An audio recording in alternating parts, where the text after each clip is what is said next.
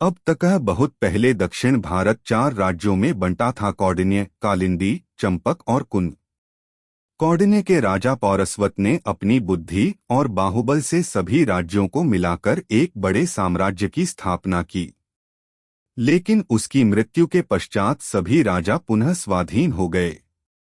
कई पीढ़ियां गुजर गई।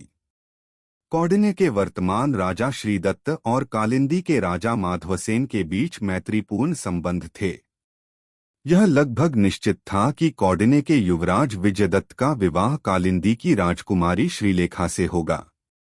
चंपक के राजा मराल भूपति की कुदृष्टि कौंडिन्य की संपत्ति पर थी और उसके बेटे चक्रभूपति की नजर श्रीलेखा पर। मराल भूपति ने अपनी कूटनीति से माधव सेन को अपने पक्ष में मिलाकर कौंडिन्य पर आक्रमण करने की योजना बनाई और श्रीलेखा का अपने राजकुमार के साथ विवाह के लिए भी उसे राजी कर लिया। किंतु माधवसेन की रानी वसुमती चाहती थी कि श्रीलेखा का विवाह विजयदत्त के साथ ही हो, इसलिए उसे गुप्त रूप से कौंडिन्य भेज दिया। दोनों ने गंधर्व रीति से विवाह कर लिया। आगे यहाँ विजयदत्त श्रीलेखा से गंधर्व विवाह कर रहा था और उधर कालिंदी देश में श्रीलेखा का पिता दिशाहीन हो निस्सहाय स्थिति में बैठा था। दूसरे एक भवन में चंपक प्रभु मराल भूपति अपने पुत्र के साथ भूखे सिंहों की तरह मौके की ताक में थे। वह ज्येष्ठ एकादशी का दिन था। श्रीलेखा व चक्रभूपति की मंगनी की निश्चित तिथि थी। इसके 2 दिन पूर्व ही सेना सहित मराल, चक्रभूपति दोनों कालिंदी आए थे। पूर्व निश्चित योजना के अनुसार मंगनी का कार्यक्रम पूरा होने के बाद वे बहुल दशमी तक कालिंदी में समयापन करेंगे और उसी दिन रात को कौंडिन्य पर आक्रमण करेंगे। यह योजना मराल व माधवसेन ने आपस में तय की थी। जब माधवसेन रथोत्सव में भाग लेने गया था, तभी यह योजना सुनिश्चित हुई थी। उस दिन मराल भूपति ने माधवसेन से कहा, मित्र, मेरी बात का बुरा न मानना। इन विषयों को अंतःपुर की स्त्रियों से गुप्त रखो। महारानी ही क्यों न हो, आखिर वह स्त्री जो ठहरी। ऐसी बातें हमारे लिए खतरनाक साबित हो सकती हैं। माधवसेन मराल की सुमधुर बातों में फंस चुका था। उसे उसकी सारी बातें सही लगीं। पुत्री को बिना बताए उसके विवाह को निश्चित करना उसे अन्याय नहीं लगा। वह यह भी सोचने की शक्ति खो बैठा कि मराल मनमानी कर रहा है, उसकी पुत्री के जीवन के साथ खेल रहा है। इसी कारण उसने अपनी पत्नी और पुत्री से यह बात छिपा रखी। कालिंदी के राजा माधवसेन को जैसे ही मालूम हुआ कि उसकी बेटी श्रीलेखा महल से रहस्यमय ढंग से गायब हो गई है, तो मानो उस पर वज्रपात हो गया। धनलोलुप होने के कारण कौंडिन्य के विरुद्ध मराल भूपति के षड्यंत्र में वह पहले ही शामिल हो चुका था। श्रीलेखा से चक्रभूपति के विवाह के लिए भी वह राजी हो गया था। वास्तव में मराल भूपति और चक्रभूपति उसके महल में मौजूद थे और वागदान समारोह किसी भी शुभ मुहूर्त में होने ही वाला था। माधवसेन ने अपने नए मित्र मराल भूपति की सलाह पर इस सारी योजना को अपनी पत्नी से भी गुप्त रखा था, ताकि विरोध करने का उसे अवसर न मिल सके। लेकिन रानी वसुमती ने बुद्धि और युक्ति में पति को भी मात कर दिया। जिस दिन मराल भूपति ने माधवसेन को निमंत्रित किया था और उसे अचानक इतना मान सम्मान दिया था, उसी समय उसे मराल भूपति की नीयत पर संदेह हो गया था।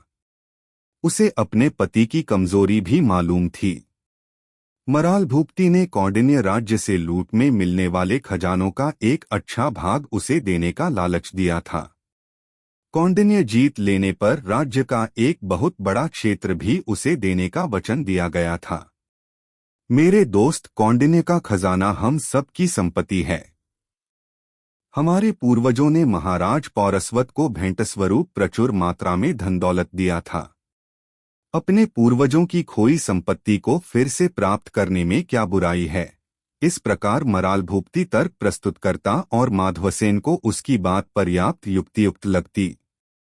रानी वसुमती ने अपने पति और मराल भूपति के बीच हुई गुप्त वार्ता जानने के लिए कुछ गुप्तचरों को नियुक्त किया था। जब उसे उनके षड्यंत्रों की जानकारी हुई तो वह विचलित और क्रोधित हो गई। उसे यह भी पता चला कि राजकुमार चक्रभुक्ति अशिष्ट और स्वार्थी है। ऐसे दुष्ट राजकुमार के हाथ में अपनी सुसंस्कृत और संवेदनशील श्रीलेखा का हाथ वह कभी नहीं देना चाहेगी। किसी भी स्थिति में उसने उनके षड्यंत्र का भंग करने का निश्चय किया। वह अपने पति को कैसे समझाए? उससे मराल भूपति के कुतंत्रों के बारे में कैसे कहे? वह तो अब उनके भविष्य की योजनाओं का भागीदार बन चुका। राज्य को और विस्तृत करने तथा और संपन्न बनने के सपने देख रहा था। यह भी भूल गया कि जिस राजा पर वह मराल भूपति की मदद लेकर आक्रमण करने जा रहा है, वह उसका शुभचिंतक व निकट बंधु है। लसुमती ने श्रीलेखा को विश्वास में लिया और पिता की सारी गुप्त योजना उसे बता दी। यह सुनकर श्रीलेखा स्तंभित रह गई। फिर साहस बटोर कर कहा, माँ, मैं मर जाऊंगी पर चक्रभुक्ति से कदापि विवाह नहीं करूंगी।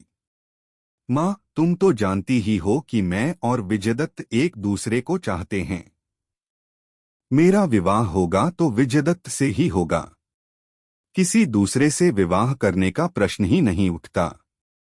मेरे हृदय में किसी और के लिए स्थान ही नहीं। आश्चर्य है कि पिताश्री ने ऐसा निर्णय क्यों लिया। पिताश्री भटक गए हैं, शत्रुओं की चाल में फंस गए हैं। उन पर सार्वभौम बनने का भूत सवार हो गया है। वे यह भी भूल गए कि विजयदत्त उनके शुभ चिंतक हैं और उनका बड़ा मान करते हैं। उन्हीं से संबंध जोड़ने में हमारी भलाई है।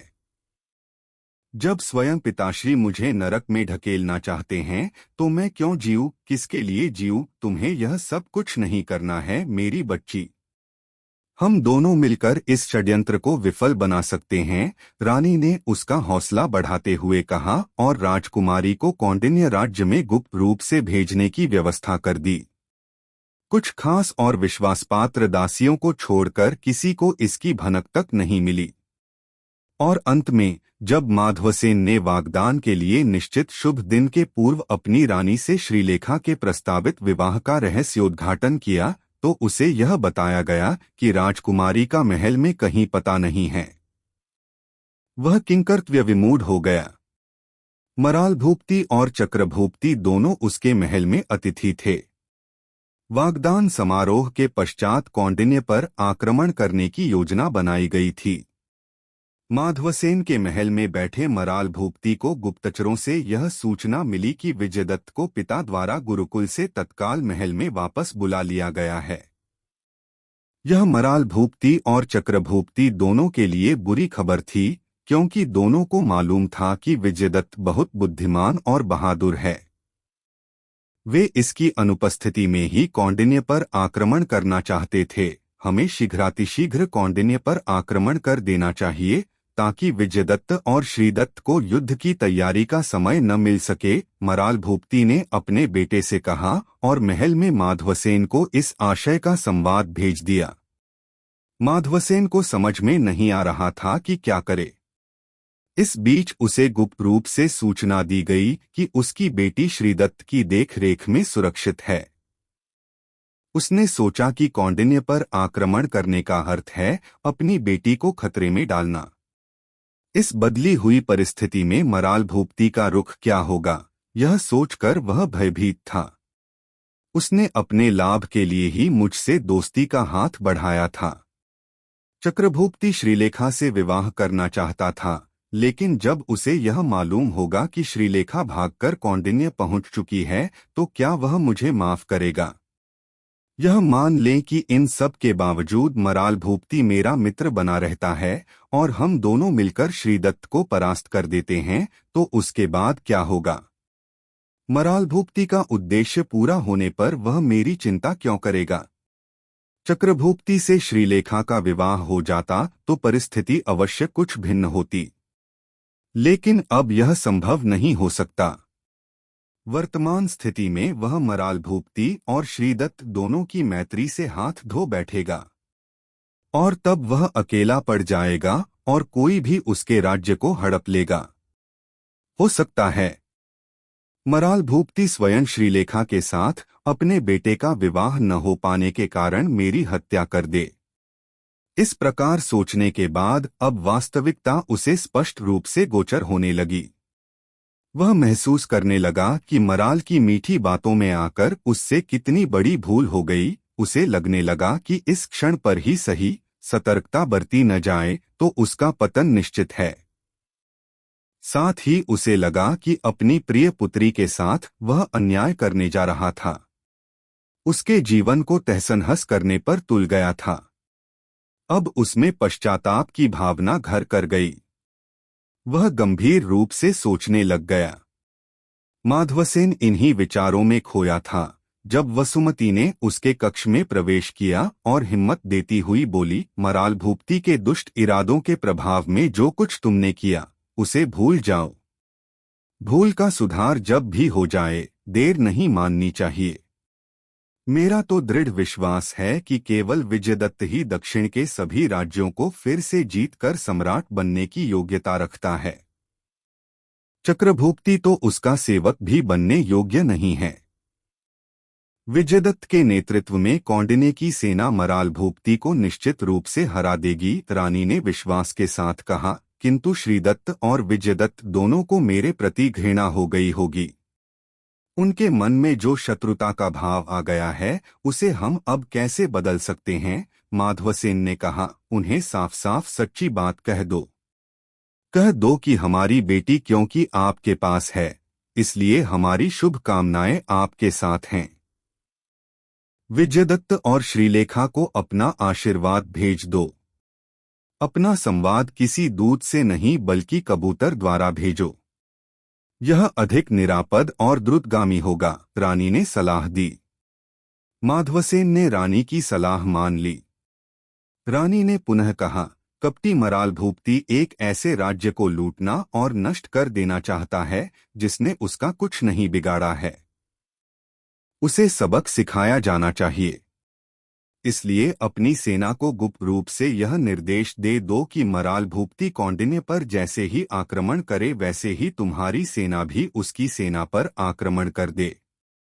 दो सेनाओं के बीच दब जाने से मराल भूपति की सेना के पांव उखड़ जाएंगे।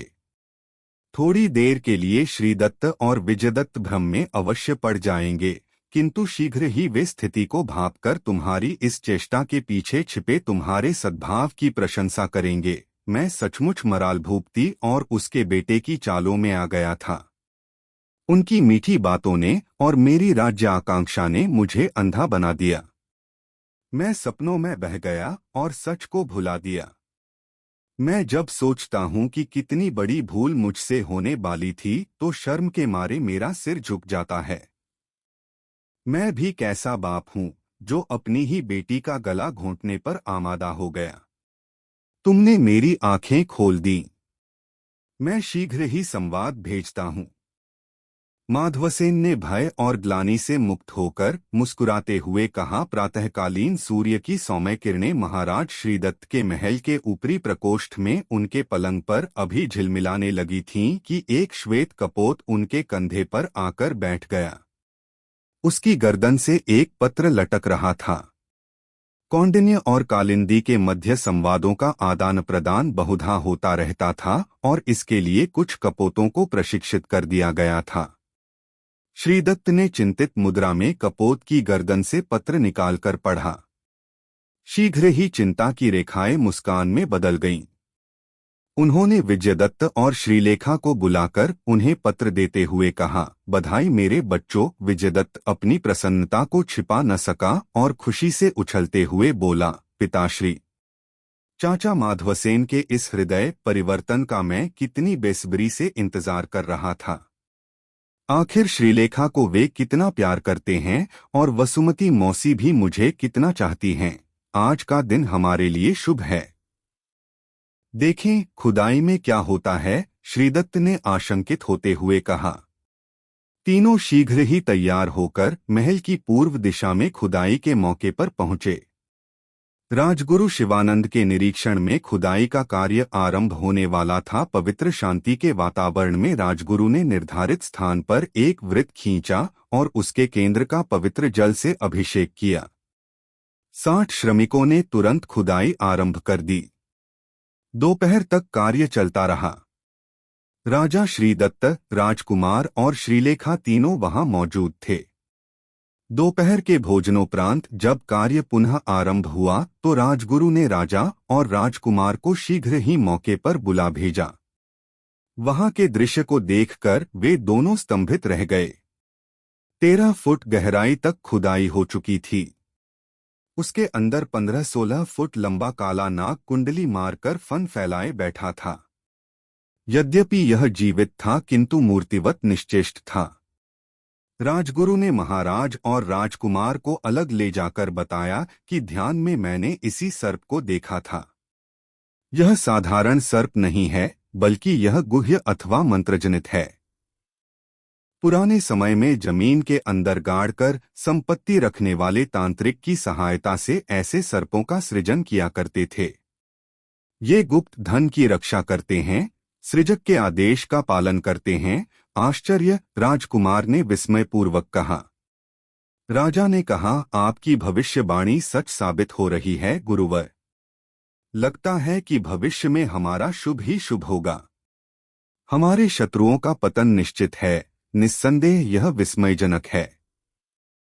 हम लोगों ने दोपहर के भोजनोपरांत खुदाई शुरू ही की थी कि भयंकर फुटकार के साथ सर्प प्रकट हो गया। श्रमिक गड्ढे से तुरंत निकलकर बाहर आ गए। सर्प की सांस से असहनीय गर्म हवा आ रही थी। मैंने निकट जाकर उसकी उष्णता महसूस की और शीघ्र ही जान लिया कि यह मांत्रिक सर्प है। तभी मैंने संवाद भेजकर आप लोगों को यहाँ बुला भेजा।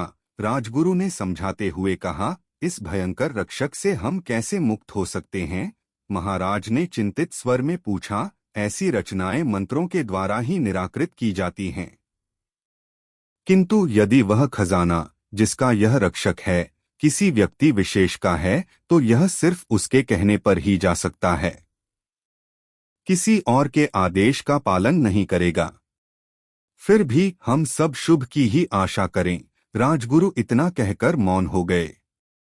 फिर विजयदत्त की ओर मुड़कर कहा, मेरे उदात्त और वीर पुत्र, सर्प का सामना करने के लिए और किसी भी अप्रत्याशित स्थिति से निपटने के लिए तैयार रहो।